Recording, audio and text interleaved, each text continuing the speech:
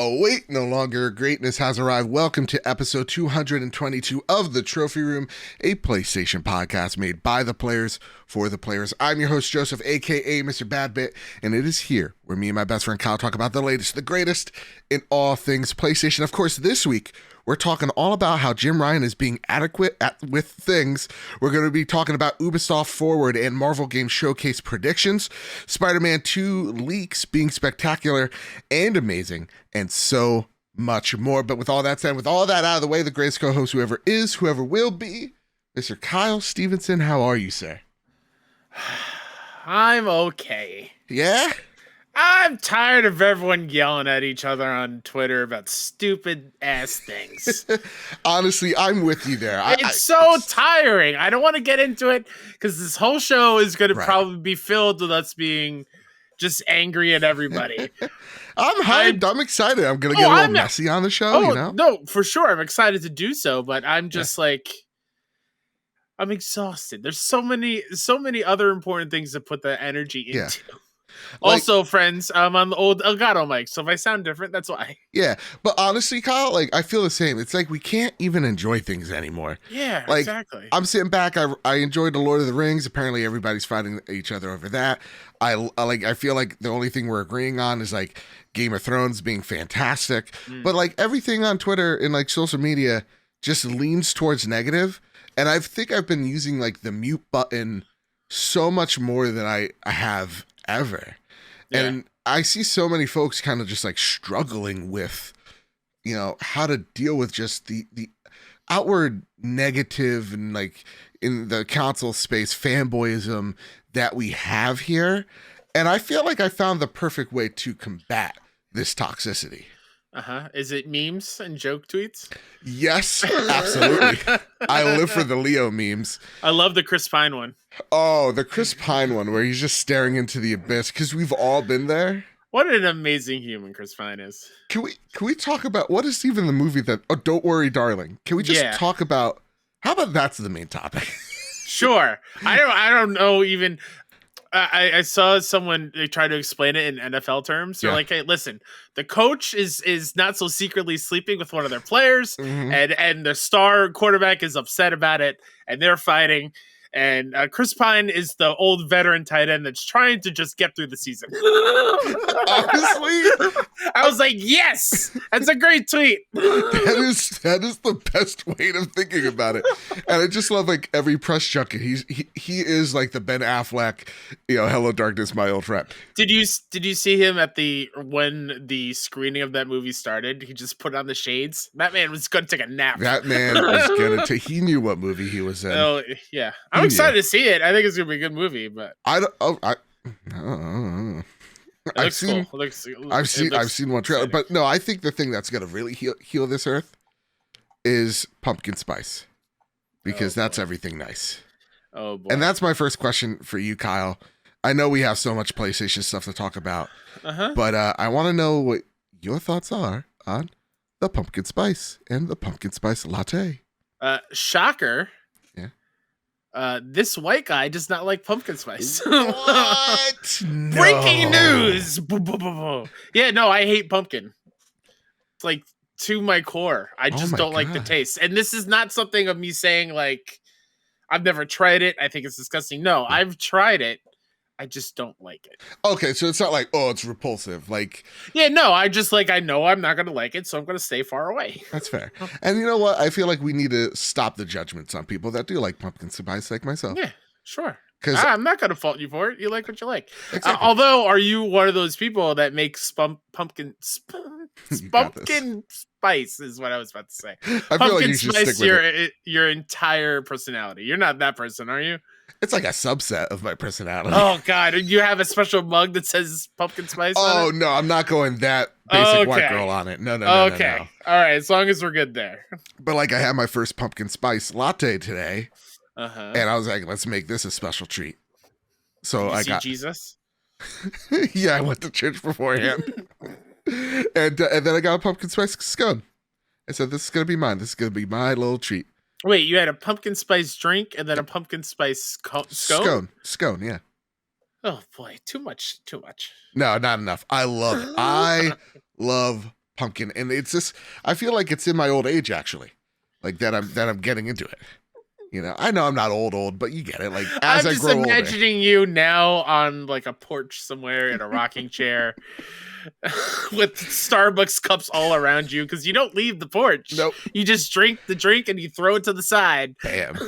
But like that's how I knew I was gonna have a good day today. I was like, okay, I got my pumpkin spice, everything, and now it's gonna be my little weekly treat that I look forward to. Nice. Until like mid-November when they there's pumpkin spice, right? Yeah. What's the other craze? McRibs, where people go crazy over? Honestly, we gotta give like people that like the McRib need to go to jail. I agree. Because like that is not rib, and like the only thing that they put like they're like here's some onions and some pickles. Like McDonald's didn't even try. That's. I mean, I don't eat it, but looking at it and be like, how lazy are they? Let's just throw a few little vegetables on top and call it a day. Bam, the McRib. Okay. Everything needs an onion on here. Sure.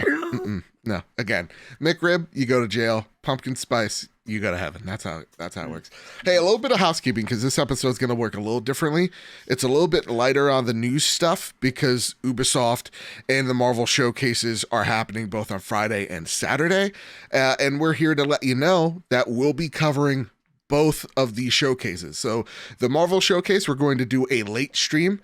So, because we have jobs and such, we can't stream at 4 p.m. EST time. So instead, we're going to be streaming our live reactions over at twitch.tv/PS Trophy Room. And at 7 p.m., join us. We're going to react along as we see all the stuff that gets shown off at the Marvel Showcase. And at Ubisoft at 2:30 p.m. on Saturday, we'll be streaming over at twitch.tv/PS Trophy Room. And we'll be reacting to all things Ubisoft there. Kyle, here's the quick, real question, gaming related question before we get into all the news. Which one are you more excited for? Are you more excited for Marvel? Hands down?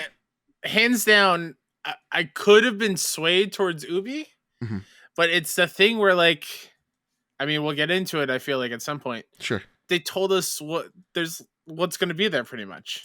Fair. So you like the mystery. A little bit. Yeah, I like the mystery a little bit. I don't want to know what it is before going in, but. Fair. Yeah, I feel similarly, but I kind of lean more on Ubisoft because they have, I feel like, so much to prove. Sure. And especially with all the Assassin's Creed stuff that they're going to show us. And that's what I mean. How much Assassin's Creed are they going to show? And is it going to feel like too much? Yeah. That's a good question.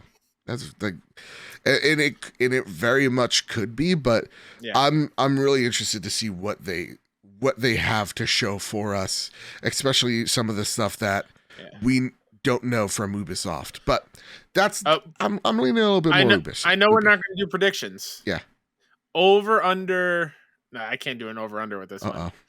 Are we going to see that Prince of Persia remake? Nice try, Kyle. I want it, but no, it's not going to. Absolutely not. I don't even know. I think they went back to. I think they switched studios, right? Yeah, they switched studios. I think the original studio was in India, and then they switched to Ubisoft Canada or Toronto.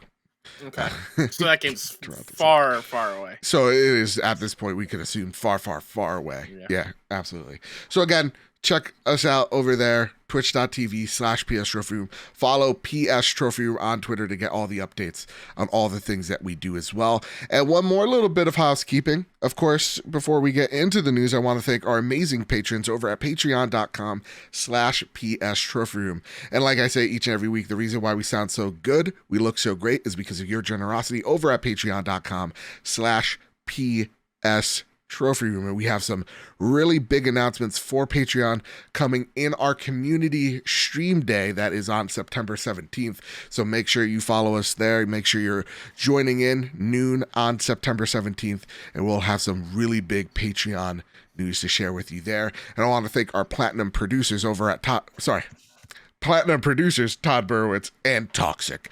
I want to thank our newest members, Final Fan XZ at the silver tier, Enigma and Androzo, Lamb Chop 93 at the silver plus tier, and Devontae Johnson at the silver plus tier. I just want to make short note. Devontae, dope name. Yeah. That is a top S tier name. Joe Agreed. is like mid tier. That's a mid card. Devontae, damn, that's so cool. Yeah. All right. And like, you know, he's just cool because it's Devontae. I've never met a lame Devontae. Never. Fair. Yeah. Gold members. Too Soon, Gavin Gottfried, Jose Jimenez, Jedi Master Ren, Metal Kirby, Stephen Flesh, Dolph, Simon, the Pie Man, Chaotic Monkey, Enigma, and Strubles and Bits. I want to thank our Silver Plus members, Awesome Dave, Hyden Indoors, Naka Chaka, Marcus O'Neill, JB the Purple Monkey, Jodas Von Metal, Tim Ulf, Justin Rodriguez, Cypher Primus, Captain Logan, Brenton Zachary, K Grim, Rick Arrington, Dewane Raksha, The Good Sir, Mr. and Mrs. Nasty Boots, Strelish, Foolish Fuji, Annie Daynell, Kevin Mitchell, Kevin Diaz, The Lord Commander Corgi, Elo 2032, Jinx the 35th, Bubble Boy N7, Jesse Garcia, Hambone, The Aztec King, Millennial Falcon Gaming, Stone Cold, E.T., Astronaut Jr., not to be mistaken with Astronaut Senior, Green Gorilla Gamer, Katie Stebbs, Katie, M9 Prime, and Sean McKenzie. Thank you all so much for, again, keeping the lights on and helping fueling the show each and every week. Even if it's just $1, I know times are rough out there. It really does help us out, makes this show better. It's because of your generosity over at patreon.com/PS That being said, Kyle, it's time to finally square up the news. Hope everyone is wearing black because it's time to mourn the dead. PlayStation, Xbox's Call of Duty offer was inadequate on many levels. Christopher Dring over at GamesIndustry.biz writes in our first bit of news that is being squared up in the moment. I realized I forgot to say it, so I had to add it in. Microsoft has promised to keep Call of Duty on PlayStation for 3 years beyond the current agreement between Activision and Sony, says PlayStation CEO Jim Ryan. In a statement provided to GamesIndustry.biz, Ryan says the offer was, quote, inadequate on many levels, end quote. The disagreement between the two companies follows Microsoft's offer to buy Call of Duty publisher Activision Blizzard in a deal worth nearly $69 billion. The deal is currently being scrutinized by competitions regulators, with the UK regulator, the Competition and Markets Authority, concerned over the possibility of Microsoft, quote unquote, withholding or degrading Activision Blizzard's content from other consoles or subscription services. Last week, Xbox revealed that it had, quote, provided a signed agreement to Sony to guarantee Call of Duty on PlayStation with feature and content parity for at least several more years, end quote, beyond Sony's existing contract with Activision. Xbox said this offer, quote, goes well beyond typical gaming industry agreements, end quote. The current deal between Sony and Activision Blizzard around Call of Duty is believed to cover the next 3 releases, including this year's Call of Duty Modern Warfare 2. However, Sony says the offer fails to consider the impact on PlayStation gamers. Quote, I hadn't intended to comment on what I understood to be a private business discussion, but I feel the need to set the record straight because Phil Spencer brought this into the public forum, Ryan stated. Microsoft has only offered for Call of Duty to remain on PlayStation for 3 years after the current agreement between Activision and Sony ends. After almost 20 years of Call of Duty on PlayStation, their proposal was inadequate on many levels and failed to take account of the impact on our gamers. We want to guarantee PlayStation gamers continue to have the highest quality Call of Duty experience, and Microsoft's proposal undermines this principle, end quote. Now, I please ask you to bow your heads for a moment of reflection and respect, because PlayStation is dead. It's dead. D-E-D, dead. Dead.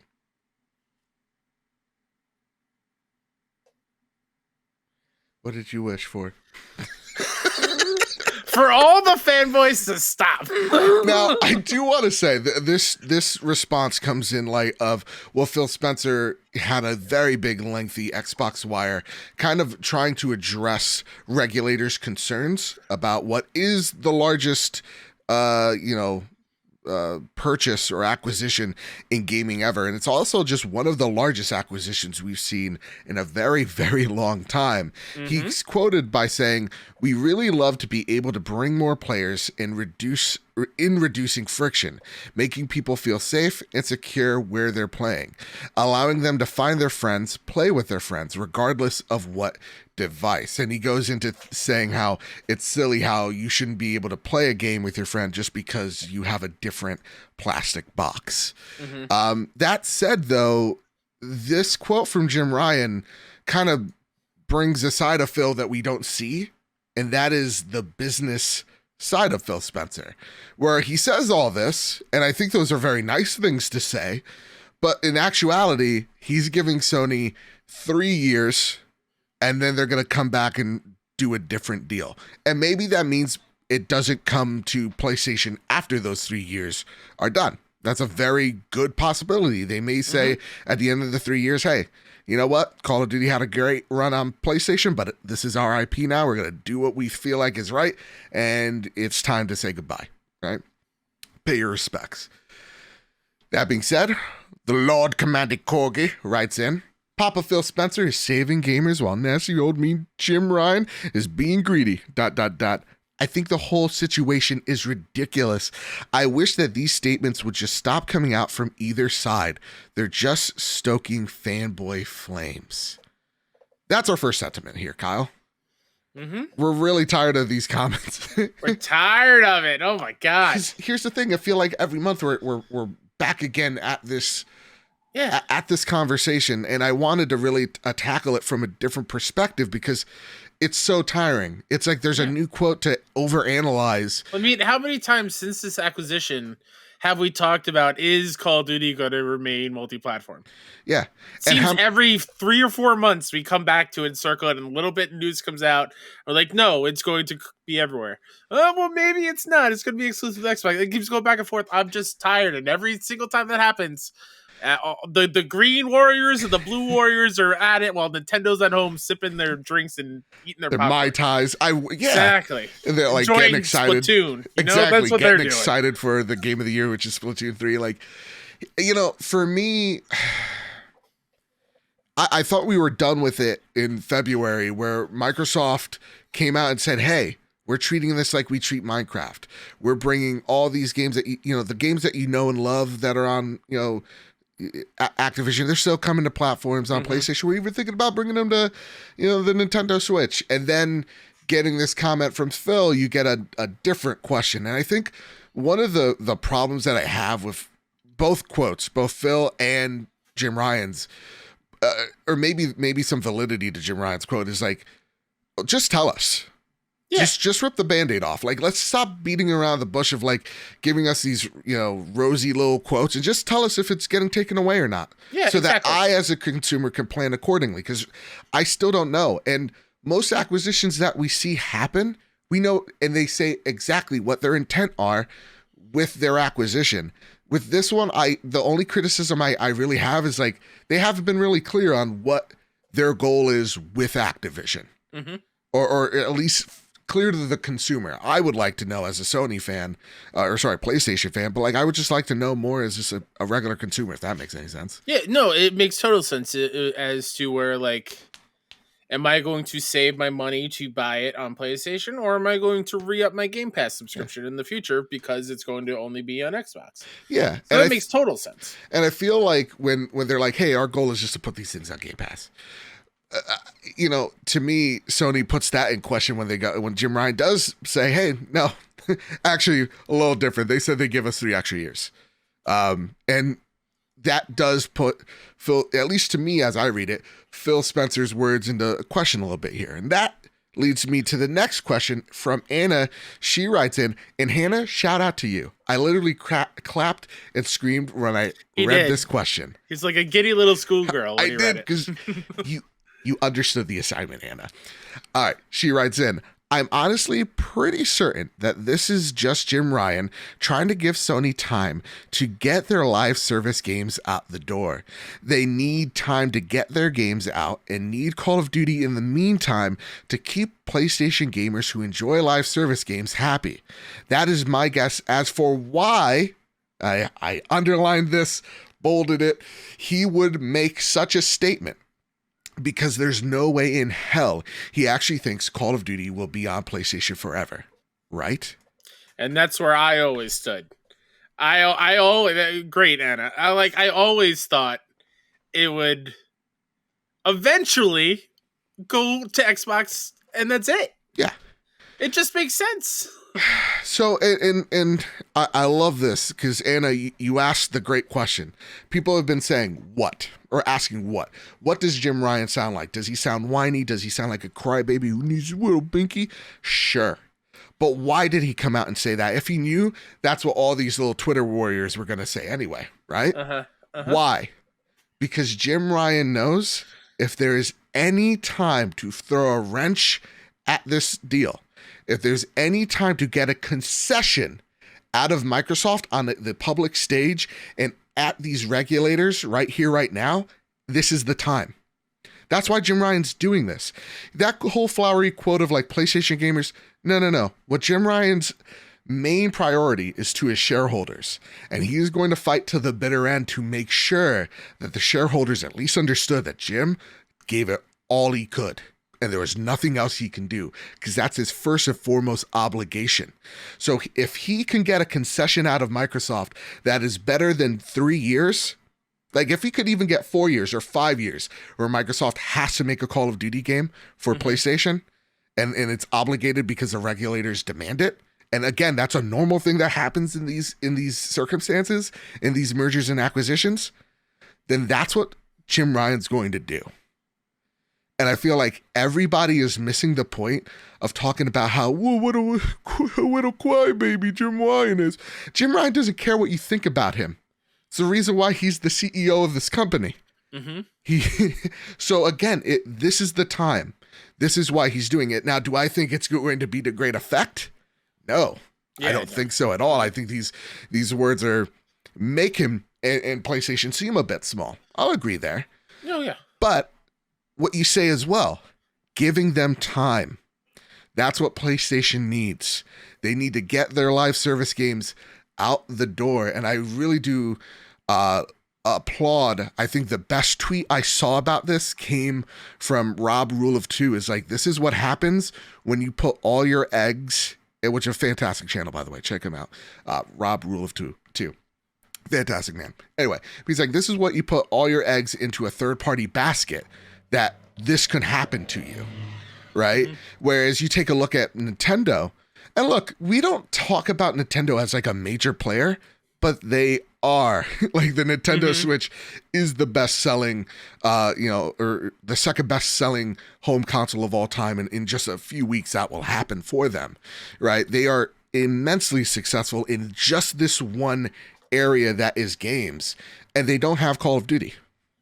They don't. And Overwatch, they have it. Didn't do well for them. Diablo, debatable. But when it comes to like the Twitch-based shooters, they don't have that. Yeah. And Wolfenstein. Yeah, but they have nothing of like multiplayer consequence. Yep. And they've been fine without it. And the uneasy truth is PlayStation now has to evolve where their business model cannot surround Call of Duty, because for the last 10 odd years, that has been the biggest money maker for them, is Call of Duty. It's been on their number one charts. It's always on the number one charts each and every year, no matter how well a God of War sells or Last of Us sells or any of the tentpole Sony titles. It's Call of Duty year in, year out. And now they got to think of a way to reinvent the brand. And I don't know about you, Kyle, but like, isn't that exciting? Oh, 100%. I think this is a way to, if this is indeed why he did it, a way to be like a roundabout motivational speech to all the teams that are making a live service games. Like, hey, listen, now we got our timetable. Now we got 3 years. Let's put our best foot forward. Let's make it the best we possibly can be. Let's fill that space the best way possible with great live service games that will have gamers want to play in this ecosystem more and more. Yeah. And I think your whole rant per se, even though it wasn't really a rant, comes down to the whole thing, which is why I wasn't surprised this happened. It's just business. Yeah. This is how business is done. Like, I'm not shocked that he said this. I'm not shocked that Phil is saying 3 years. I'm not. Yeah. It's just like, they have shareholders they have to answer to. Yeah. Yes, does it suck? Sure. I'm not downplaying that at all. And it's just like, at this point, I'm surprised we are shocked when these kind of things come out. Yes. I think that's where my frustration comes from. It's like, why are we shocked that these multi-million-dollar, billion-dollar companies are fighting over money per se. I guarantee you, Jim does not care about gamers playing Call of Duty. No. He cares about that bottom line. Yeah. Same thing with Phil. Phil probably doesn't care about the gamers playing a game. He cares about how much money he's making. He's caring about how he's reaching them. Exactly. Like at the end of the day, once people can rewire their brain and think of it in that way, it becomes less upsetting when you hear this kind of stuff. And just get used to it. This is going to happen. And the whole thing, like, too, as you say, like, if this deal doesn't go through, you think Phil Spencer's going to have a job? Probably not. Like, I think this whole thing hinges on his reputation. Everything hinges on this deal going through. So Microsoft's going to make a concession where they need to make sure this thing goes down smoothly. And Sony is here trying to buy time for them to readjust it. Maybe it's not like, maybe, hey, listen, maybe you don't chase multiplayer. Maybe you just make these amazing single player games that nobody can top and they're all high quality. Like we've known PlayStation to do for the last, 7 to 8 years. Yep. So, maybe they do that. Maybe they pivot somewhere else. Maybe it doesn't have to be multiplayer, but hey, maybe The Last of Us factions come out and it revolutionized the way and creates a whole new type of genre for multiplayer games. Or whatever Haven's doing, or Fire Sprite, or Firewalk, or exactly any of these teams. Who knows what Bungie has up their sleeves? Like, who knows? There's a lot. And again, the only thing that I could kind of give credit is like when Bungie was acquired, immediately PlayStation's like nothing's happening to Bungie. They are still a multi-platform. They will remain multi-platform. They will publish multi-platform games. Nothing will change. That being said, who knows, right? At this point, like with this story here, who knows? Anything. So Satorius7 writes in, I'm not a COD player, but it makes sense to call this offer inadequate. And it also appears to me to be a tactic admission by Microsoft that the game is far more valuable than a typical game and more in line with what Sony argues to the Brazilian regulators, which the whole Brazilian argument you could think as a copyright of a translated version of the English document that they probably sent to the EU and UK and US, since English is the international form of communication and business. So, yeah, Sutonis, I could see where they think it's inadequate and why players would think it's inadequate as well. I really do see both sides here. And I do think, like, though it isn't a one-to-one comparison. Like, people are like, well, what about Final Fantasy? It's like, well, Final Fantasy doesn't have the cultural impact of a Call of Duty, and it never will. Like, if I held up a copy of Call of Duty and Final Fantasy 7 and I just showed it to the average person, dude, I bet you 9 times out of 10 people are going to be like, Call of Duty. Sure, but put a little bit more respect on Final Fantasy. It's been around forever. Game. Yeah, but and I think on that point, like, I've seen that comparison too of like why isn't Final Fantasy on Xbox more? Final Fantasy has way more history on PlayStation than it does on Xbox, even more than Call of Duty on PlayStation. Sure, but I mean, like, why is that the case? Well, Sony paid for it. Oh yeah, for sure. Yeah. And I totally get it, but I do think at this point, like, size. Hey, ladies, size does matter. Right. And I think by just trying to dismiss it as just another IP, it's like, but this is the one of the most recognizable and profitable IP on the planet. It's a $1 billion IP. Yeah. So, like, I understand where it's like, Rock this isn't starring in a movie. Yeah. You're not seeing Rock as Cloud. Okay. No, you're not seeing him as Tifa. Rock as Barrett, though? Yo, I can see it. So yeah, I could see this as inadequate if I'm in Sony's perspective as well too. Yeah, I could see it, guys. Don't say I agree with 100%, but I could see it. That said, my tainted brain writes in. My subconscious is speaking. 3 years only. I could definitely agree with him on that. Maybe it's just maybe it is that important for the PlayStation ecosystem, but there is little to no way Microsoft will say it will be on both consoles forever. I do think they should also be looking at some other developers like Bethesda and the games there that could go console exclusive. Also, PlayStation noted that. In one of the complaints, they go, yeah, Microsoft says that these games will remain multi-platform, but we've seen data are not. Yeah. Everyone also seems to be focusing on this one game rather than the breadth of games that will soon be exclusive to one console purely because the company has a bigger wallet. Yeah. It's also an argument of like, yeah, Activision Blizzard, almost $69 billion. Who?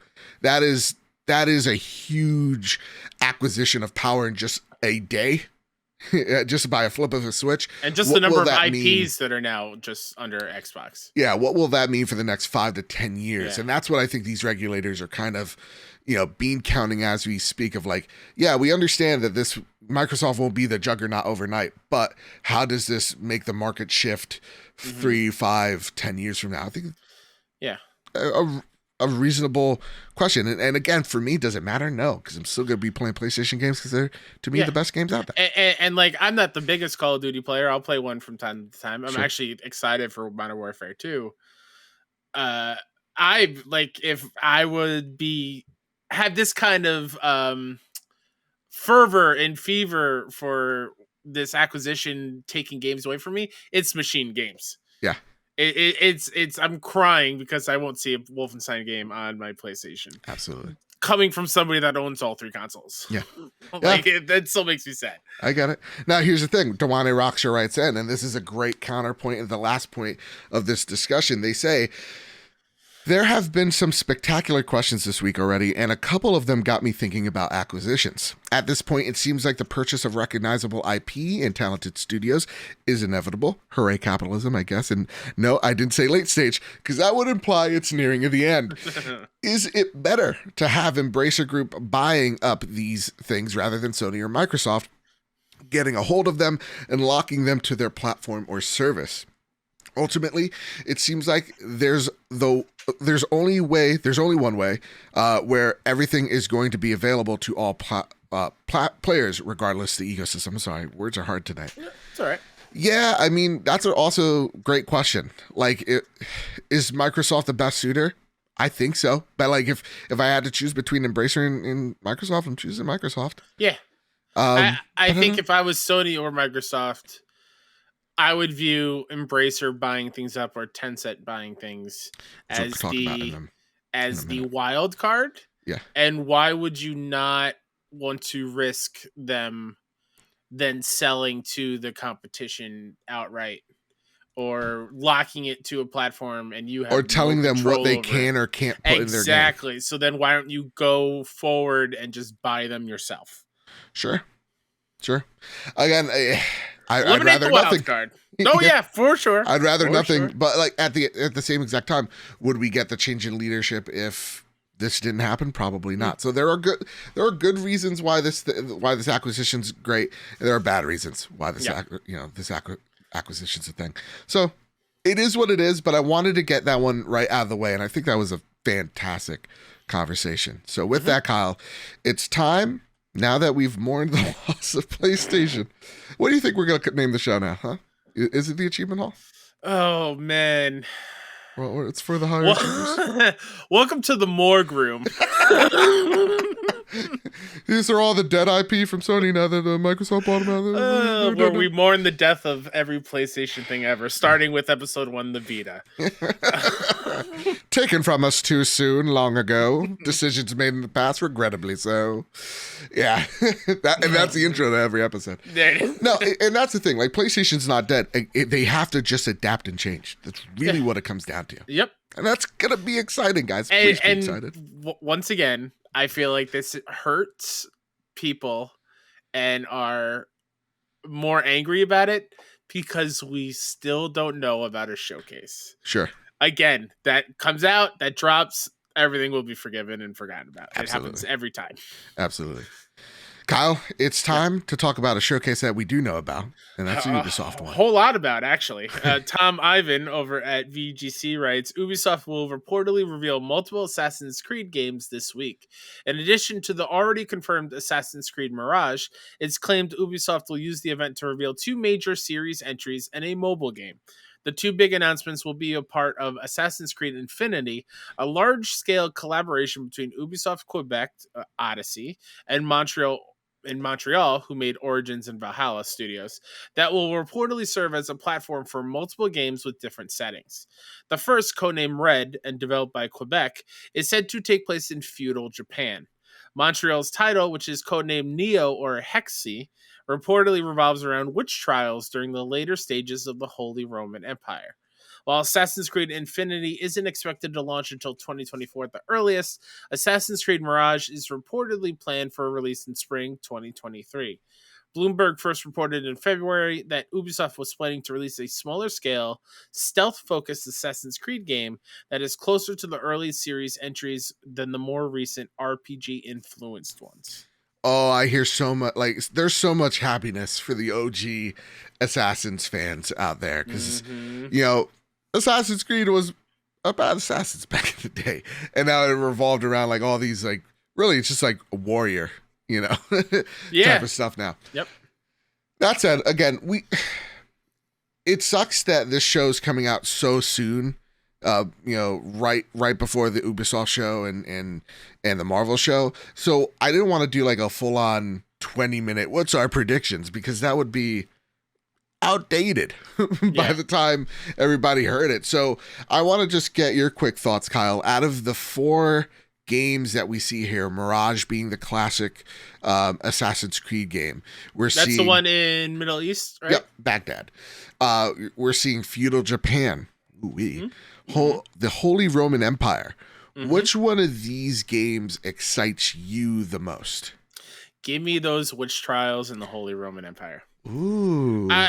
The things that I loved most about Valhalla was the otherworldly supernatural things with like the gods and whatnot when they would pop in. So give me like some spooky witch trial, like magic witchcraft stuff. Yeah. In an Assassin's Creed setting in the Holy Roman Empire.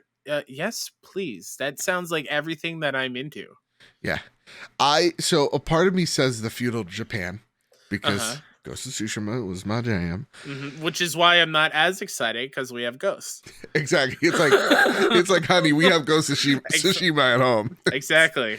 And that's the thing. Like, Ghost was just, it is my favorite game of all time with Bloodborne. Like, it is just, shout out to Adam Leonard, who showed me his $250 Ghost of Tsushima statue, and I've never been so tempted in my life. I'm like, my guys, all right, real talk, everybody, at me, at Mr. Badbit, at the show, at PS Every Room. Do I buy this statue for my birthday for the treat yourself present? Because I do that. My birthday's October 4th. I always have a little treat yourself gift. Yeah. Is that the treat yourself gift? The no worries, no consequences gift that I'm treating myself to? Is it Jim? Pretty nice. I don't know. I know space is limited in your room, though. You got to take that into an account. Kyle, this is why we're best friends.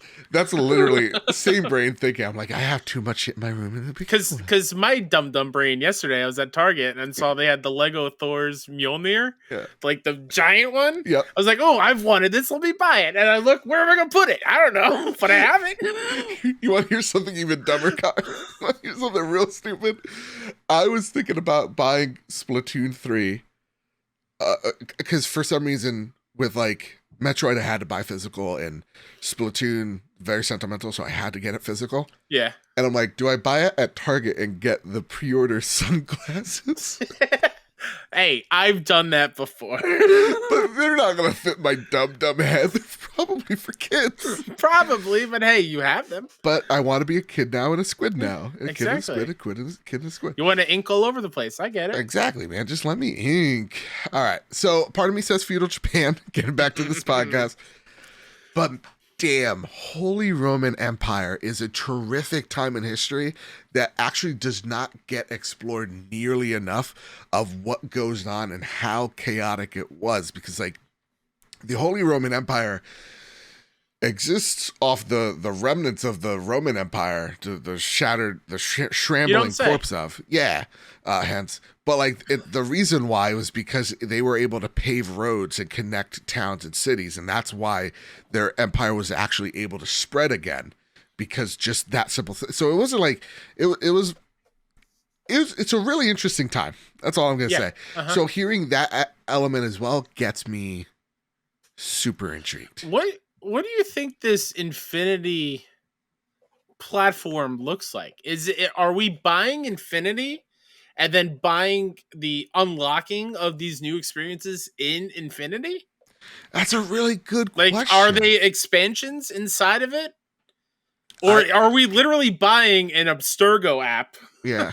And then when a new Abstergo thing comes out, in Dude, that would be so whatever, cool. That would be so that cool. is if what it's these like are. if it's just called Abstergo. Oh my God, that'd be great. Yeah, that's a great question. Because, I mean, Valhalla is just printing them money, and they do all these little expansions. And so, if it could be like a Destiny, like, where it's like, yeah, exactly, once a year, this is like $40, but then there's like these cosmetics that you can buy, and that's what gets the game pumping and flowing. That's what I would like. And maybe each one is a little different, where like, hey, here's an expansion where it is like just all about stealth, right? Here's one that plays maybe a little bit more like, I don't know, Odyssey than Origins, because I like that gameplay a little bit better. That's what I'm more like interested of, is like, how do you not change up the gameplay but still make it feel different, feel fresh, because that is something fresh. I'm feeling like. That's why I'm very excited for Ubi, because I'm at that point where I'm so far away from my time with Valhalla and just AC in general, that itch is getting stronger of me wanting to be back into an Assassin's Creed game. And everything I hear about what they're trying to do with the IP is fantastic. But yeah, I'm very eager for Saturday.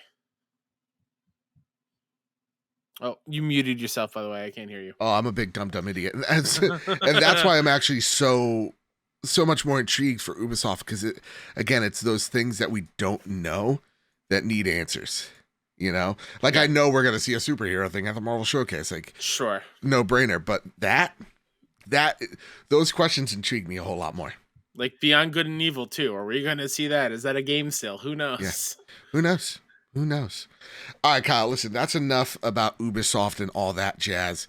Or actually, not more about Ubisoft, about their showcase. Here's a little update from Tom Ivan over at VGC. They write, the Chinese gaming giant Tencent is acquiring a stake in Ubisoft's family holding. I'm sorry, I got myself all jammed up there. You're right. So, the Chinese gaming giant is set to acquire 49.9% of the economic stake in 5% voting rights in the Guillemot Brothers Limited, the holding company of Ubisoft founders. Tencent's investment in Guillemot Brothers Limited accounts to over $297 million. Oh my goodness.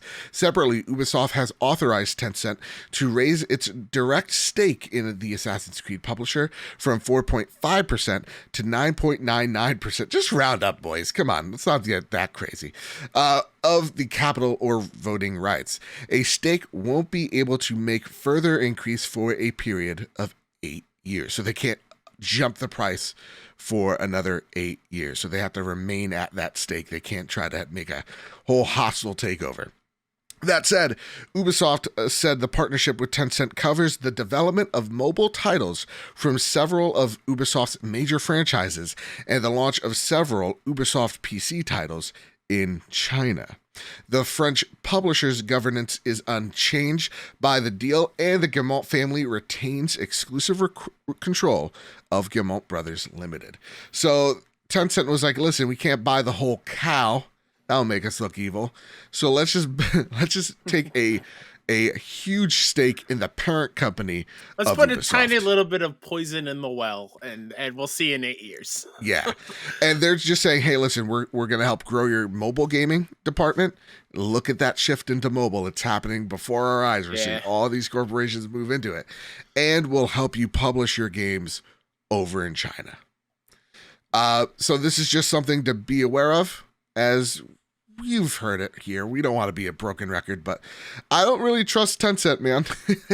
This is a company that we see its tentacles in a lot of gaming, and I've seen it firsthand where people are kind of just taking money because it's an outrageous sum of it and not really caring where that money's coming from. And as Tencent is a stakeholder in the Chinese Communist People's Party, that is concerning as of all the human rights violations, just to put it simply, that party has done to its own people. So I know it's like a broken record, but this does concern me a bit. If we're always concerned about how, American influence our media, let's also take a look at the other side as well and say this may be not the not the best look. Mm-hmm. I don't know. But it's going to be interesting to see what games get covered in a Chinese lens and what they're allowed to talk about. Yeah. Simple as that. All right, Kyle. It's time for our next story on the docket. Take it away. Ryan Dinsdale over at IGN writes, Sony has quietly redesigned the inside of the PS5. As reported by The Verge, YouTube user Austin Evans took apart the redesigned console and found that Sony had made some fairly significant changes. Despite not being a rebranded update akin to the PlayStation 4 Slim, Sony has updated the PS5's internals roughly once a year to make the machine more efficient, and presumably cheaper to produce. The updated model's motherboard has been reduced in size by about 2 inches. The cooling has been changed through an additional heat pipe at the back of a console and a smaller heatsink, and the SSD enclosure has also been changed slightly. Though Sony may have had other reasons for updating the console, Evans claimed in his video that the new PS5 uses around 20 to 30 less watts while gaming and is therefore the most energy efficient version of the console so far. The new model comes just as Sony increased the price of the PS5 in most major markets, including the UK, Europe, Asia, Australia, Canada, and Mexico. Quote, the global economic environment is a challenge that many of you around the world are no doubt experiencing, end quote, the publisher said at the time. Ooh, what a bad time to release a cheaper made console. Oh, boy. And listen, cheaper is a bad word. More affordable for you, sure, the person printing these things out. Any redesign is badly timed when you're upping the price. Yes. Now, I did want to try to find, there was a comment on our YouTube where there was a few people who are like, hey, listen, I work in shipping, I work in manufacturing, and let me tell you something, there is no joke. The prices for finding components is more expensive than ever, and the hidden cost of shipping. Why is shipping so expensive? Because the gas prices have skyrocketed because of the Russian aggression. So it leads to things are getting way more expensive to manufacture. It's not as maybe as simple as we let on as last week, but I still don't think it is the best look, nor a valid excuse, as this console is still, even with those things, profitable, as they've stated. That said, Kyle, this console does run 20 or 30% less, uses less power. Less watts, 20 to 30 less watts. Thank you. It's running cooler. It is a pound lighter. And they upped the price by $50. How does this make you feel, seeing all this? I don't know. It's to be expected, I feel like. Yeah. What do you think, Kyle? Here's a better question then for you. All right, you answer that so simply, you son of a gun. Stop being so smart. No, I mean, just like when I'm thinking back at PS4, right? The redesigns were fairly spaced apart. Yeah. But or at least it felt like. It felt like, yeah.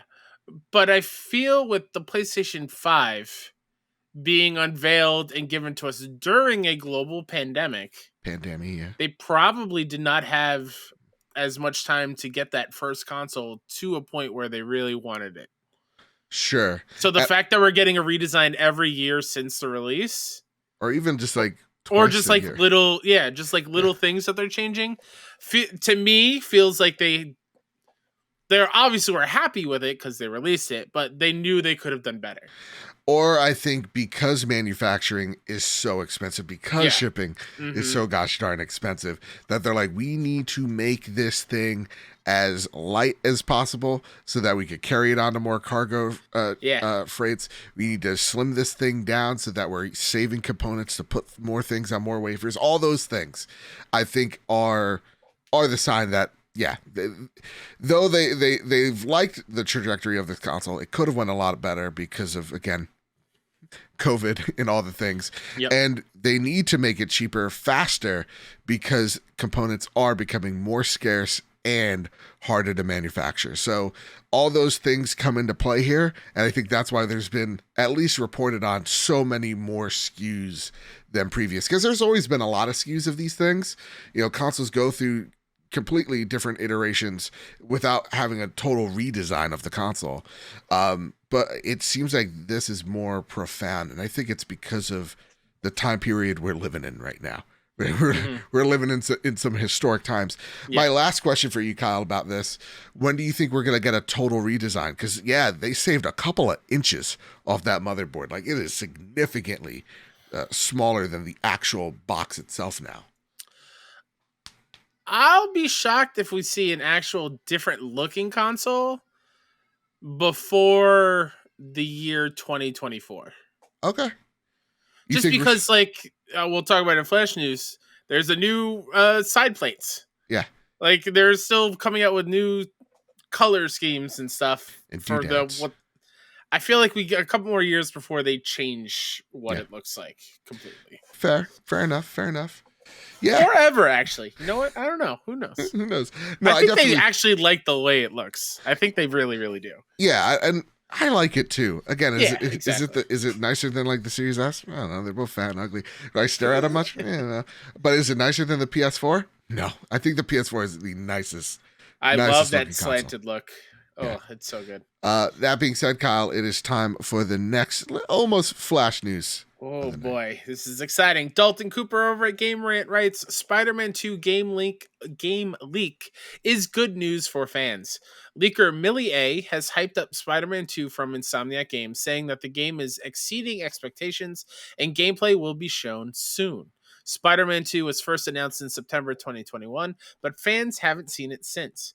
However, if Millie A's information is accurate, it seems as though Spider-Man fans will get to see the long-awaited sequel again sooner rather than later. Taking to Twitter, Millie A said that Spider-Man 2 on PS5 is, quote, exceeding expectations for Marvel higher-ups, end quote, and that the graphics are so impressive that one employee thought they were actually watching a cutscene. Millie A ended her tweet by saying that Spider-Man 2 gameplay will be shown soon, but stopped short of providing specifics on that front. The Green Gorilla Gamer writes in, just like you can too, over at PS Showroom or on our Discord server where there's over 200 plus of you.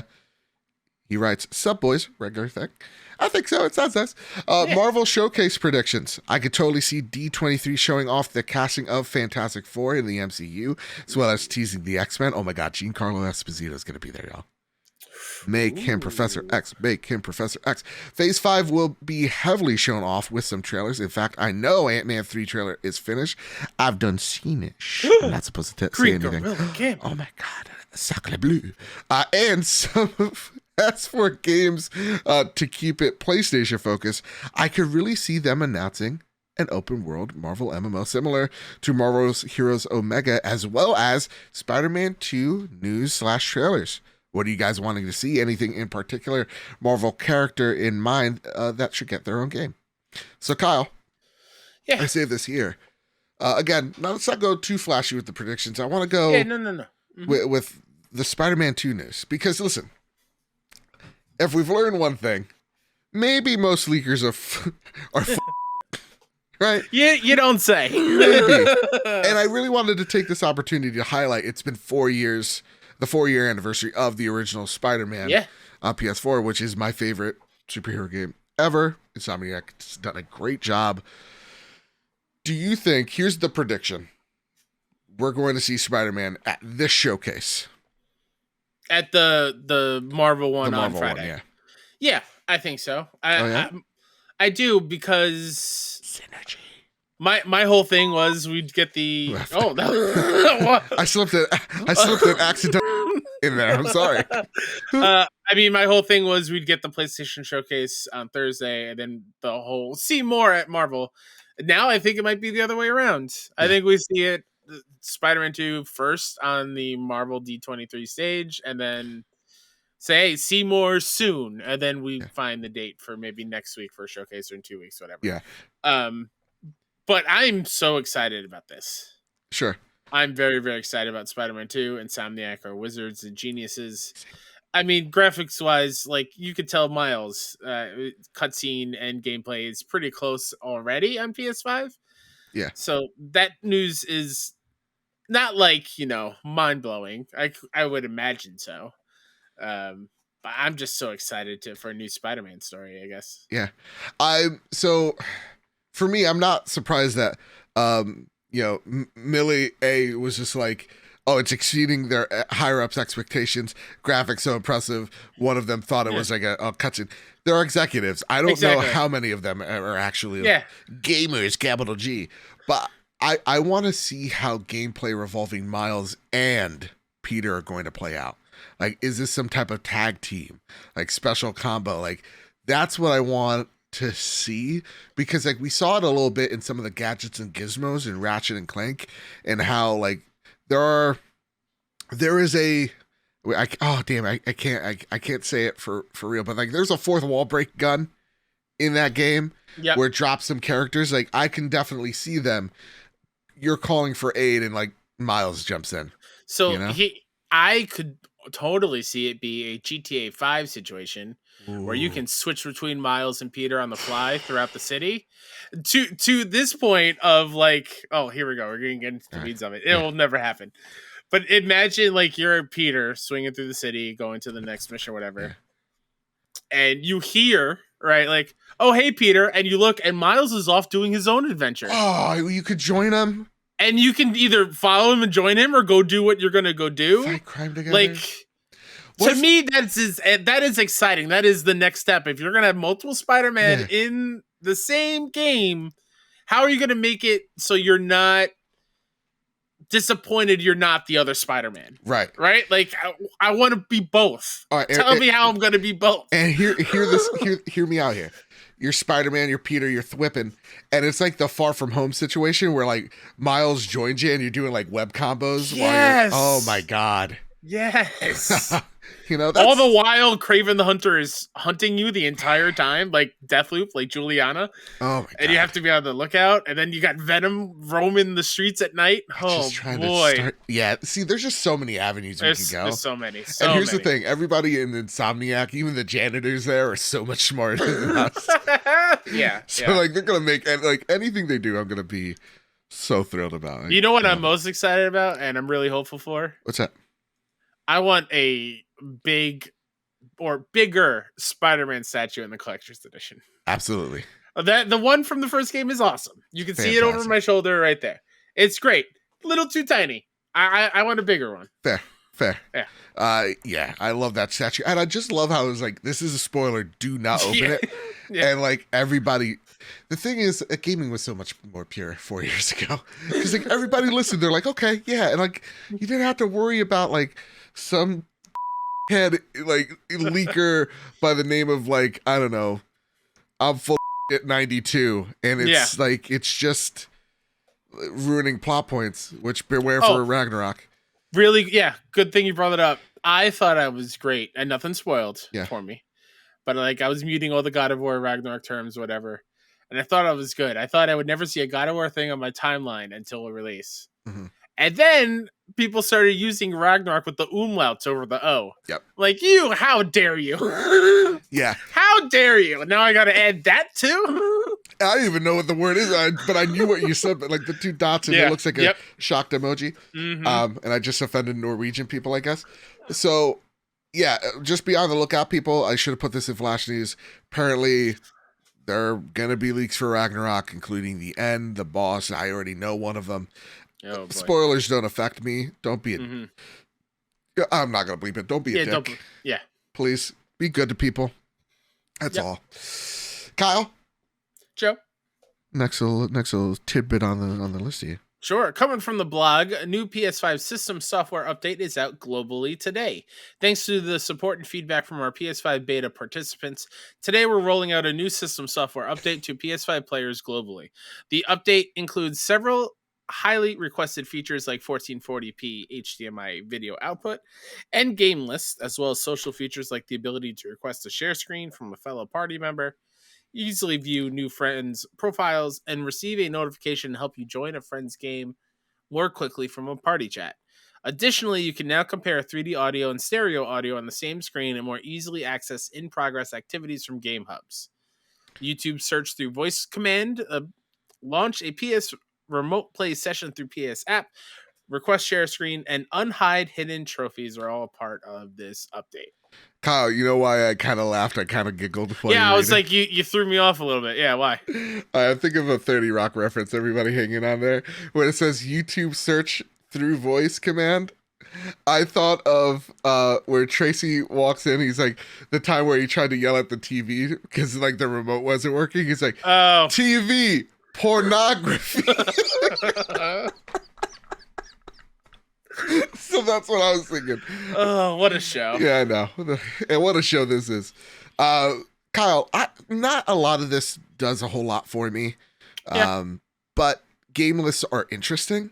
They're not on the front of the console. They are literally in your collections. Yeah. And it's the first tab, and you could just kind of cycle through it. It's a neat feature. I actually think I might use this more than folders, because folders I never liked. I thought the icon was ugly, so I just never used it. Yeah. And I'm not that type of gamer. Like, I have the 4 games that I'm playing at that moment, and I'm just deleting them once I'm done with them. So I don't. Yeah, well, once I platter or I'm done with it, I will delete the game from my hardware. I don't keep it. But I think the biggest thing here is unhide trophies. Oh yeah. God bless. Instead of individually going through and unhiding them. Yeah. Not that I think I'll do that for everything. Mm-hmm. Some of them I want to keep a little surprise to, but it's nice. Cool that it's there. Also, I gotta say this. Shout out to the game tip and that motorcycle that went super loud. So earlier there was like a speed of light sound that I heard. I was like, really? Whoa, somebody sped by your house. No, this one just made it sound like I ripped ass.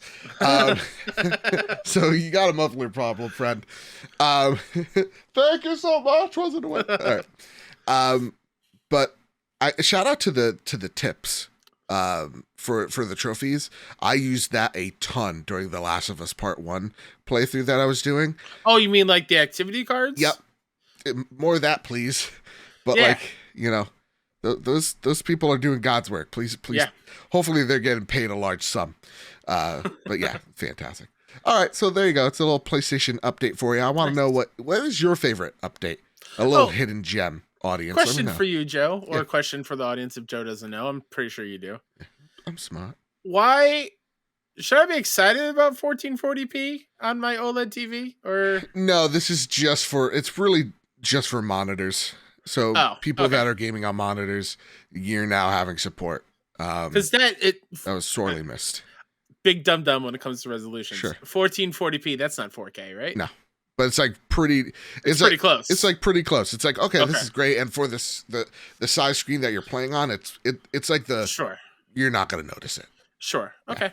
That makes sense. If that makes any sense. And then someone in the comments are like, that's not how it works. You're a dumb idiot. Yeah, I know. All right, Kyle, it's time for the next bit of news, good sir. Before though, just really quick, I noticed something troubling on my OLED TV yesterday. Uh-oh. I'm getting little tiny black spots on the top of the TV. Are you leaving it on? No, I turn it off when I'm not using it. Oh God, I would call the TV doctor ASAP. I've had it for a few years now. That's no excuse. I know. Luckily, when there's when I'm playing a game or something, I don't notice it. Sure. It's just like when it's really, really, really bright. Like when I'm watching TV or a Mets game, I'll notice. Okay, well, here, how about this? I'll bring you in on something. Yeah, okay. Luke has COVID. Uh-huh. And instead of us being good friends and wishing him well, we're asking him if it goes south, what stuff can we get from him? And I said, like, first off, like, Kev unfairly called dibs on, like, everything. Oh. And I was like, can I just have your TV? So, like, if things go south, I'll just give you his TV. Oh, sweet. Okay, I appreciate that. Thank you, Luke. And maybe recipes, I don't know.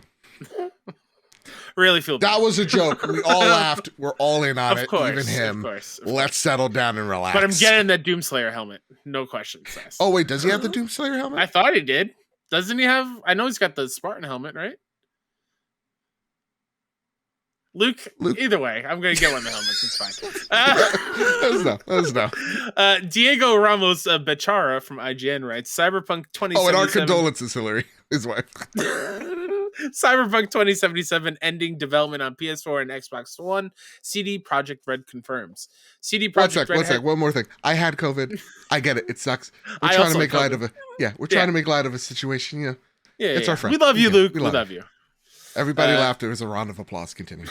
CD Projekt Red has decided to end development of new content for the PS4 and Xbox One versions of Cyberpunk 2077, confirming in an update note that future expansions, including the recently announced Phantom Liberty, will only be released on PC, PS5, Stadia, and Xbox Series X and S. I'm sorry for laughing, but I haven't read or heard the word Stadia in forever. Following patch 1.6, the Edge Runners update, they'll focus their attention and resources on the new gen versions of Cyberpunk 2077. However, they're still committed to and will continue to provide technical support for last gen versions of the game, according to the release. Quote, in practice, that means after patch 1.6, your game will continue to work on previous gen consoles, and we will continue to provide technical support to players as we do with all of our other games, the release reads. However, new content updates and improvements will no longer be available for previous gen consoles, including the upcoming expansion, end quote. CD Projekt Red stressed that though the decision to end the development of future content was a difficult decision, they chose to do so because they believe that the scope of the expansion makes, quote, releasing it for previous gen consoles technologically challenging without compromising player experience, end quote. I really do feel like I'm going to get canceled for that last joke. It was all in good fun. All right? Please, relax. Katie writes in, hey guys, hope you're doing well. Hope you're doing good. This week, I wanted to get your opinion on CDPR. Yeah, I said it right. Yeah, you got it. Completely moving on from the last generation with their next update and the DLC/expansion. I honestly felt like Cyberpunk should have been a game for this generation in the first place. If they have had held off to make it, alas, they didn't. Now with the last gen version stable, CDPR have now decided to take them away. This kind of rubs me the wrong way. Yes, I know that they would have focused solely on this gen, but eventually maybe wait until after the DLCs are done, or this DLC at the very least. I just feel like they really hyped up the game that was more stable on the last generation consoles, and now those folks won't be able to play any more future content. Just seems a bit shitty. Your thoughts? I'm kind of with you there, Katie. It does suck, especially, could be wrong. Mm-hmm. Is there a physical SKU for PS5? Yes. Wait, there is. No. There's like a physical copy of PS5 Cyberpunk. Sorry. Okay, so like you still have to buy it on PS4. Yeah. If you want it physically or whatever, digitally, yeah, I know it's the whole thing. I hate it. But like it is a bummer because most people do have the PS4 version. Yeah. And the fact that they are abandoning it so quickly it's a bummer. It sucks. And that new expansion looks cool. We watched it beforehand, the minute long. I was like, man, I really should give it another shot now that the PS5 patches out and hopefully ironed out a lot of things, and I can go in with a new frame of mind. And not be so disappointed in it. But like I'm kind of with Katie as well. Like I wish they just went next gen in the first place. Yeah. Or this gen. It's kind of like the shoulda, woulda, coulda. It's like, yeah, I know they should have, and yeah, they could have, and they didn't. Yeah. And because of that last gen, it really did hold back what was going to be, I think, a very special game that if they just focused on PS5 and Xbox Series, that this would have been, I really think, a really magical game. Like a really powerful game. This is them, like, learning from their mistakes, right? Yeah, and that's really what it is and what it comes down to at the end of the day. They're just like, listen, most copies of this game probably sold are digital. Even if it's physical, you can upgrade to the PS5 and Xbox Series for free. So, just along those lines, it kind of makes the sting hurt a little less because eventually you're going to probably get a Series or a PS5 and you'll be able to play it. But you're right. It sucks. And I think it's just one of those no-win scenarios, Yeah. Just like the joke I made. Like, guys, listen, I get it. I've lost my too. When Joe really feels bad about a joke because he keeps harping on it. It's like, listen, we all make mistakes, each and every one of us, That helmet's still mine, Luke. It's fine. Yeah. No, I can't. We're all having fun here. We're having fun. Yeah, come on. Next up on the list, it's time for some Flash news. Gotta go fast. Gotta run fast. Gotta run. Gotta go. Game Informer. Oh, good luck with this name, Joe. Okay. Oh shit. Good luck. All right, guys, you know how I struggle on simple words that are English? Yeah. Well, read the Dwarven realm in God of War Ragnarok. Yep. God of War Ragnarok. Svifelheim. All right. I feel it. Honestly. Svartalfheim? Svartalfheim. Nope, that was German. Wait, let me try it one more time. Svartalfheim. Yeah, Svartalfheim. Ooh, that sounds good. But also angry. Yeah. And German. You know, Well, those two things don't lead well together. Dwarves are usually depicted as an angry species, right? Like grumpy-ish. Yeah. Svartalfheim. Gameplay reveals dwarven ingenuity. Game Informer is working with what they got. They have like 4 minutes of coverage, and they are showing a minute each and every other week. But listen, game looks... The one thing I'll take away from the gameplay, we're not going to talk about it anymore unless we see the full, like, this is a state of play. Because I want to keep it, you know, a surprise for you guys. Yeah. And for myself included. But I saw this once, and that's what I've been doing to just kind of just keep as media dark as I can on it. But I watched it once, and the one thing I was just like, whoa, the vistas look incredible. Yeah. And it's weird seeing God of War in the daylight.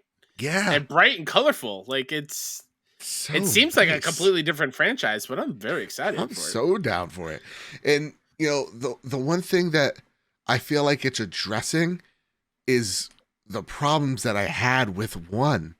It's just like you're seeing so much more variety, and not just the enemies you're fighting, but like the puzzles you're solving. And because you have different equipment, wink, wink, nudge, nudge, it makes different puzzles, it uses different puzzles for those things, so you can kind of mix and match your puzzle solving. It's looking like a really fun time, and it's looking like it's really just checking off all the problems I have with the original, which was very few and far between. So. Yeah. Okay. Kyle, have you seen this? Have you heard about this? Maybe. Firewall Ultra has been announced for PSVR 2. Firewall Zero Hour is a hugely beloved PSVR game where it is like a PvP. Just think of it like Rainbow Six, but in VR. It's a first-person shooter multiplayer VR game. Yeah. And the quote here from the blog is, enlist as an elite contractor and squad up for PvP and PvE multiplayer missions in Firewall Ultra, a tactical first-person shooter developed by First Contact Entertainment for PSVR 2. And first off, gameplay very light, but looks very nice.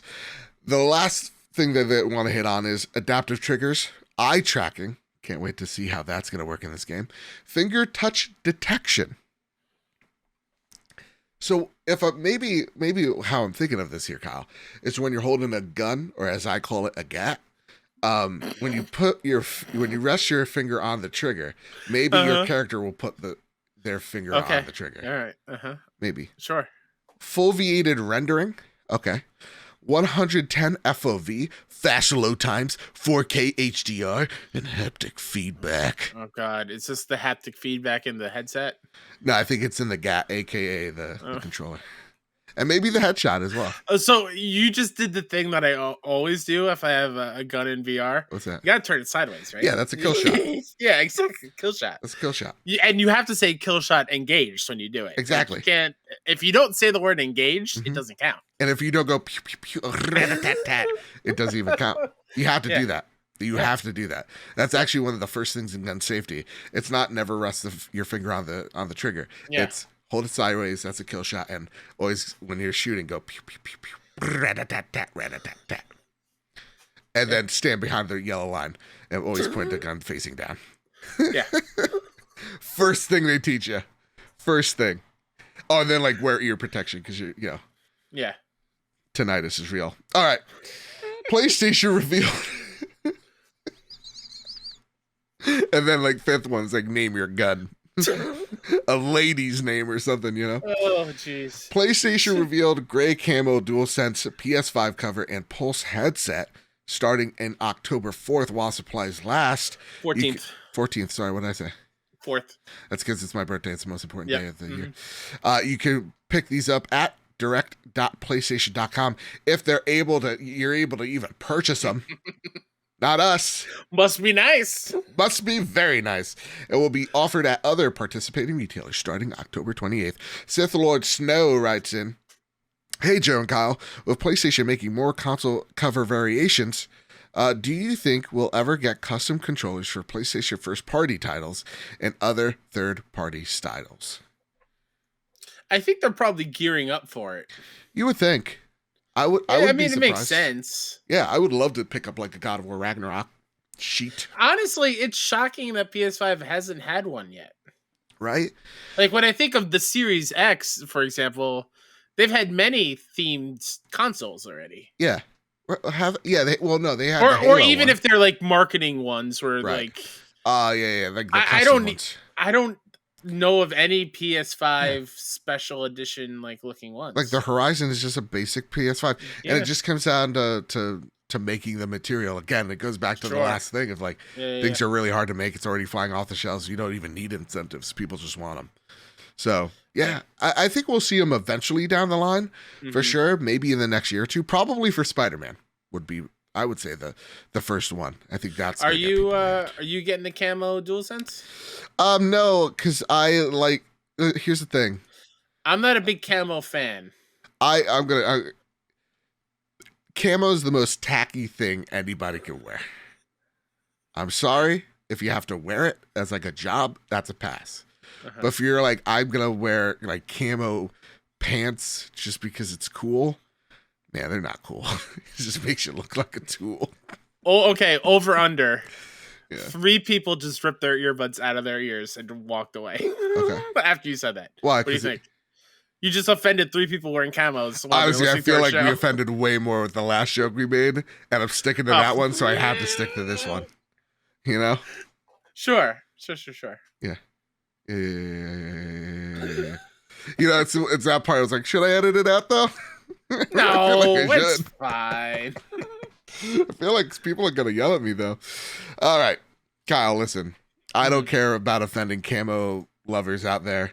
Like, even like, I get it if you have to go hunting, but like, if it's just like a camo PlayStation, like, what? It's not my favorite. I'm not 18. I had the DualSense camo controller. I thought that was cool. And then someone pointed out, no, that just has the PlayStation.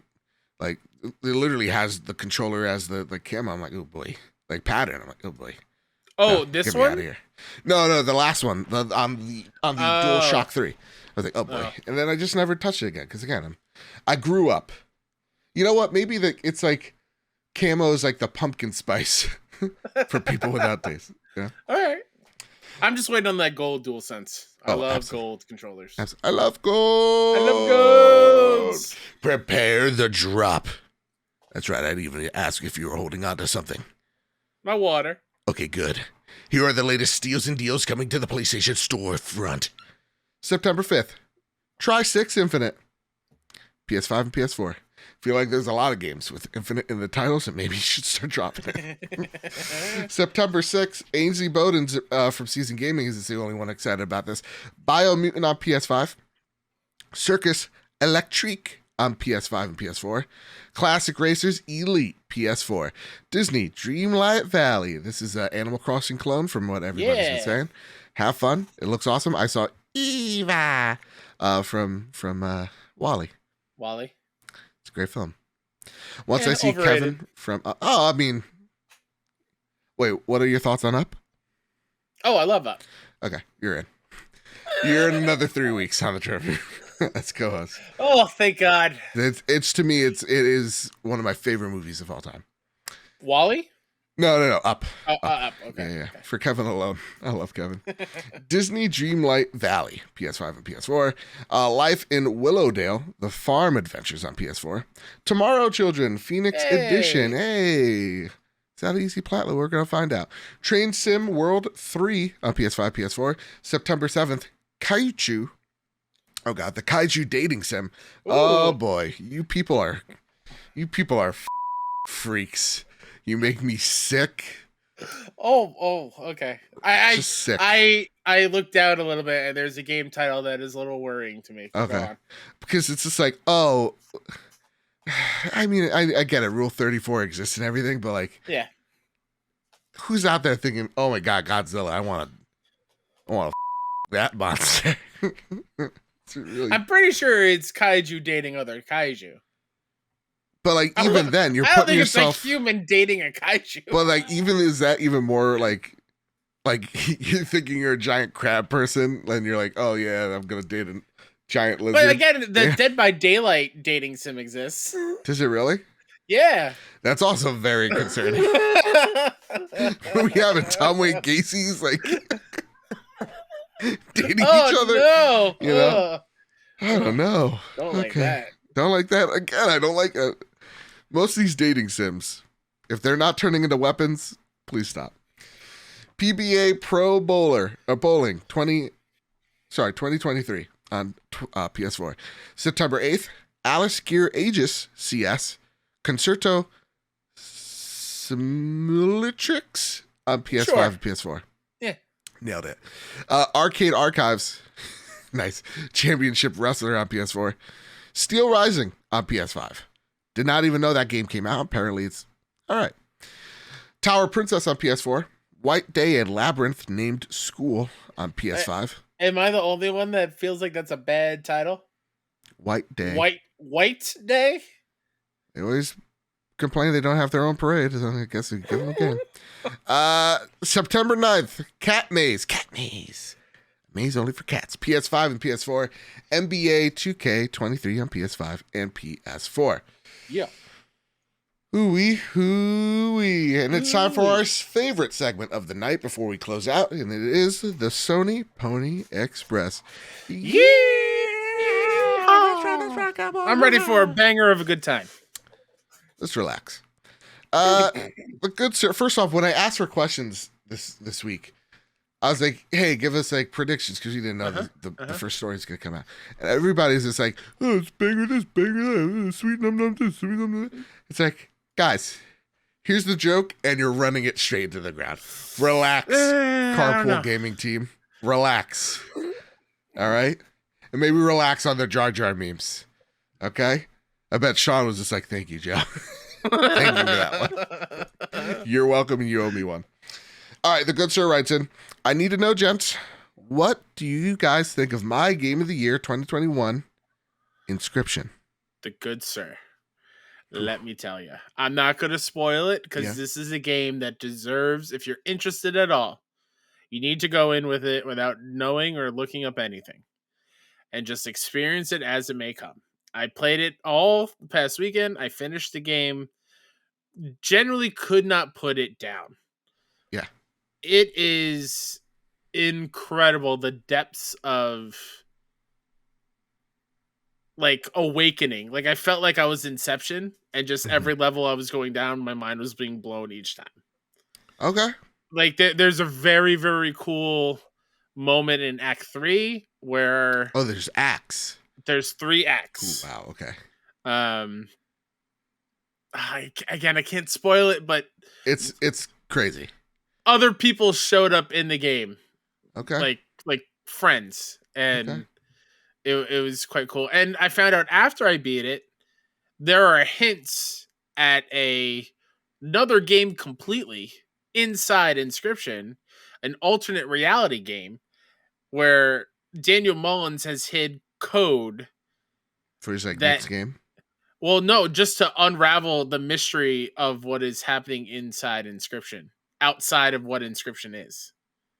It's wild. You look it up if you don't mind the spoilers. It's crazy. It's amazing. I love it. Not going for the plat because that is going to be incredibly hard.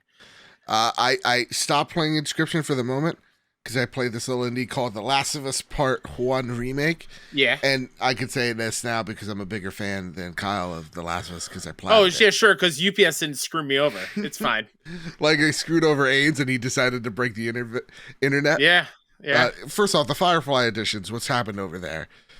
Quick aside. Awful. Sony. Awful. do better. UPS, no matter what, like, yeah, we get it. UPS probably fudged or FedEx, whoever was the. Yeah, but you packed it in a envelope and then put the sticky side on the It's actual thing. $100. Come on. There is something going on with the PlayStation Direct store. Yeah. They need a full-on revamp. Our issues of ordering this now, like, they need some change. They need to figure some stuff out. Real talk, a month after them saying no more one-on-one support via Ask PlayStation on Twitter. Like, what? Who? Bad decision. Bad decision on all counts. Kyle, I'm about to get a coughing fit. If you could take the next question. Sure. Oh my God. We had this written down before. I'm trying to find your name in the Discord because I want to say it correctly. I believe it's Zillier or Zellier. I believe so. Writes in, hello, I'm curious as to how you guys feel about all the new video game adaptations coming to TV, such as The Last of Us on HBO, Fallout coming to Amazon Prime, BioShock finally has a director, and many more slated for next year, like Tekken, Bloodlines, and Knuckles getting his own movie. Do you think it's a smart move to try and get all of these out at the same time? I feel like if most of these don't come out to the viewer's specific taste and expectations, we could take a huge loss to that genre of television. As viewers ourselves, what should we expect while expecting? What a great question, man. Great question. I mean, I'm curious. Okay, so I feel pretty good in the BioShock director, and I know it's like the talent from what is it? I'll look it up real quick. Oh my God, Hunger Games. There you go. So fine, that's a good pedigree. I don't know much of the films, but like they were huge. So okay. Yeah. And they understand, they understand source material, right, and how to pull what's important and what's not. So that's great talent to get. Tekken Bloodlines, I have no interest in Tekken, so I hear actually good things. I feel like from the trailer, fighting video game movie adaptations are hard to pull off. Yeah, Mortal Kombat, Street Fighter back in the day, even the I believe there was a Tekken movie at some point. It's just not the greatest in the world. Yeah. But, like, Tekken's cool. I'm okay with it. Yeah, I mean, Last of Us on HBO looks at 20 seconds, man. Good, cool. Again, 20 seconds. Now they just need to nail 58 minutes. Yeah. Or like 9 hours. Yeah. Or however long it is. Yeah, true. So, like, that one I have faith in because HBO's putting it out as, like, their next flagship. Or one of their flagships, like, so it's gonna be Game of Thrones, Succession, and The Last of Us, which is great. And expect a trailer very soon. I would assume. No inside source, please stop yelling at me. But like, I feel like this is a great move because, let's be honest, Hollywood is kind of creatively bankrupt, and they need heavy IP that aren't just comic books to carry their industry forward. As hopefully they evolve into something better. They've run out of books, I feel like. Yeah, they've run out of books, they've run out of comics, and now I think games are next, and we're going to see how they adapt these things from the original source material, because games are incredibly different than any source of medium. And when we're talking about movies and how to translate it, no, you're never going to get a 1-to-1. Because I don't think that's creatively fulfilling for anyone. And I think the expectations there as well of like this one moment in Last of Us meant that much to that person in Billstown in the gameplay. And if they don't see that one alley, trust me, have you seen, Lord of the Rings, Ring of Power discourse, any little thing that someone doesn't like or dislikes or whatever, man, the Twitter thread's going to be long. So I'd rather them take creative steps to say, here's the story of The Last of Us. It's going to respect the source material, Halo, but it's not going to be completely 1-to-1. I might get a little flack for this. I want my video game movies, TV shows are different because you have more time. Yeah. I want them to model it after Uncharted. I feel like that movie did a really great job of doing its own thing, but still respecting the games. If you ask Twitter, it didn't. Yeah, well, I don't care what Twitter has to think. We both enjoyed it. It's a great time. Sean Capri, who's losing in our fancy game critic, thinks it sucks. Well, I'm sorry, Sean. It's a great time. It's a great popcorn flick. It's great. Why can't you make little digs out of him like I can? Like he sucks or something. I don't know. It's not in my nature. That's true. You're too kind. You're too kind. Well, one day I will just lose it, and then everyone will be like, Kyle, please no, never again. Yeah. But I mean, like things like Sonic, I think nailed it, and it's not for me, but like it nailed it, and I think like Knuckles getting his own movie. I think he's also getting like his own show or something like that on Paramount. Idris Elba, watch out, Mama, bad bit. I know. Oh boy. So like, yeah, I have faith. I think they're getting better slowly but surely. And I think we as an audience have to get over the fact that these aren't going to be one-to-one copies. They're going to be different, and just expect it. Not to say that you have to like it because it's different, but like just expect it walking in. Yeah. Also, can we just get this one out in the open? I'm going to put this on a shirt. Sonic sucks, but Knuckles There you go. That's all I have to say. Knuckles rocks, dude. Knuckles is cool as shit. Sonic, lame. Tails, they're also cool because they got the spinny tail. It goes on a helicopter. That's cool. Sonic sucks. Muffinmon writes in, hey guys, just finished The Last of Us remake and left behind a fantastic experience. I enjoyed it more than I thought. Awesome. That's fantastic. And the winner of the Last of Us giveaway. But my question is regarding the new DualSense Edge controller. Xbox just unveiled a lower price Elite controller at $129.99.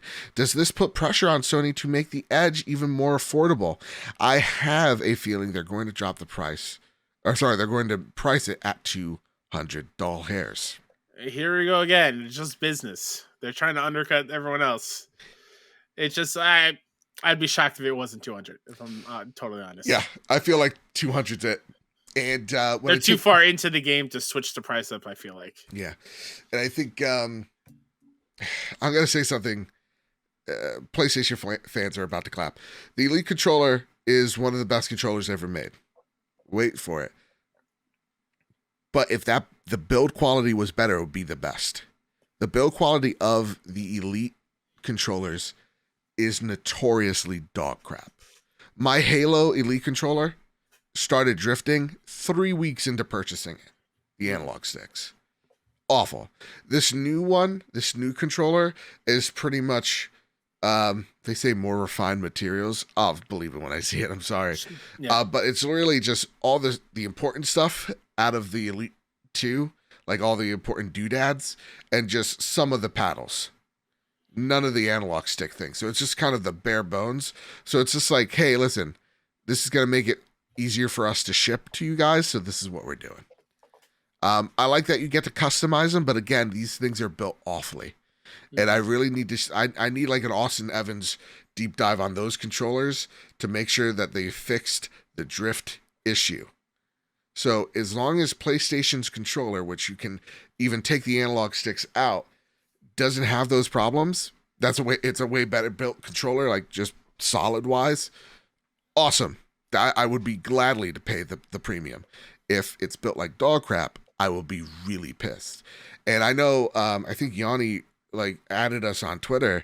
They're like, hey, does this solve the analog stick problem?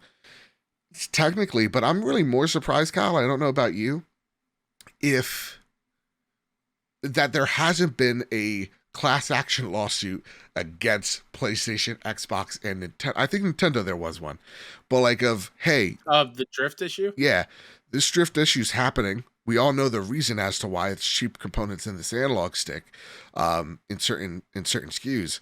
So you haven't fixed it, and this is affecting people having to go out and purchase controllers that they wouldn't have to otherwise. I'm surprised more of that, to be honest. Yeah. That was my bad bit rant of the night. Congratulations. Kyle. Joe. Una writes in, and she asks, hey guys, hope you're both doing well. Welcome to September, where is finally Trails from Zero release month. Ooh-wee. And other releases this month. My question this week is, what are some of your favorite fourth wall breaks in games? Yesterday, while I was playing Tales of Arise, I took a fall off something large, thankfully no damage, and one of the characters made a remark saying, "You don't have to do that next time." And I was thinking, I thought this fourth wall broken, and chuckled a little bit about it. So I throw the ball back to you guys. What fourth wall breaks are your favorite in video games? My favorite one is the Ratchet and Clank. The gun. And you shoot it, and there's different characters from PlayStation, we'll just say, dropped into that world. They don't do anything spectacular, but it's a nice wink. They each have like their own little kind of moveset, but they're gone in an instant. And then I love that type of wink and a nod stuff. Yeah, I like that a lot. What about you? Again, no spoilers. Inscription, but I think Final Fantasy VII Remake is pretty great too. Oh yeah, where they don't directly like acknowledge, they don't look into the camera and say, you know, whatever. Yeah. But the whole way you had the ghost things, right? And it's really hard to explain this without spoiling the story. But they're basically saying, "Hey, wink, wink, nudge, nudge. We know that this is a remake kind of thing." Gotcha. Like that was very, very cool. With that, yeah.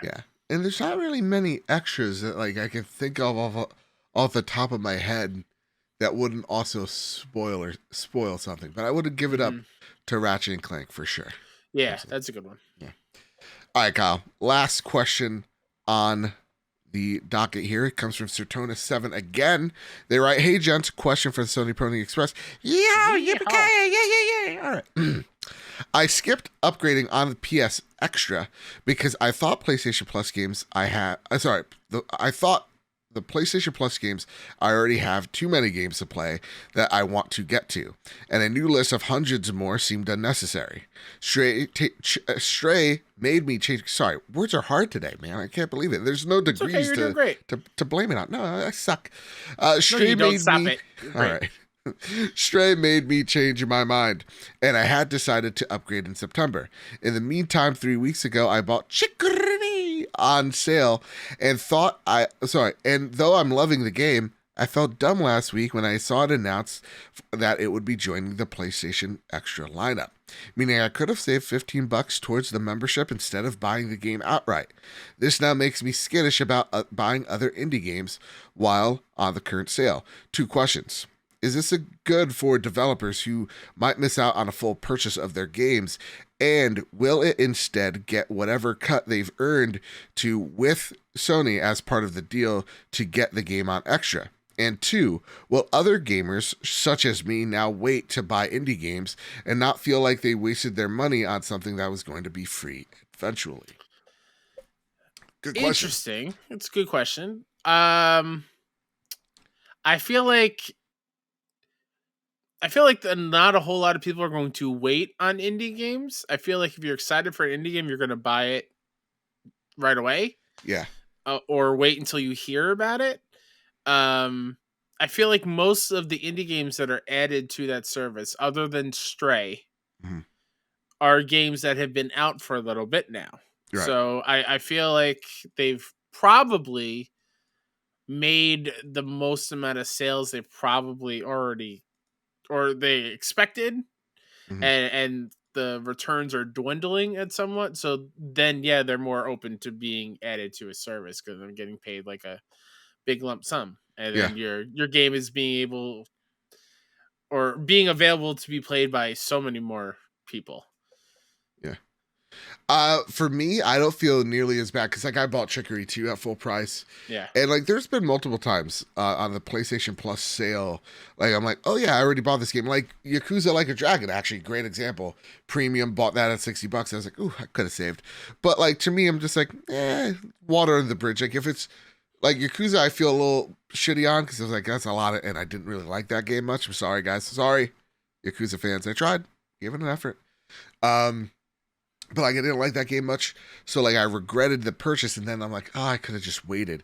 Or Chicory, I knew I was going to like. I played it, I enjoyed it, and now more people just get to experience it. You're right. I think like if Cult of the Lamb comes out in a year from now, and I bought it, right? But I'm like I don't regret it because Cult of the Lamb is probably one of my games of the year so far. So to me, it really all depends. I wouldn't feel as salty. I don't think it's going to deter many folks away from indies because I think like people are excited for Tunic, they're gonna go out there and buy Tunic.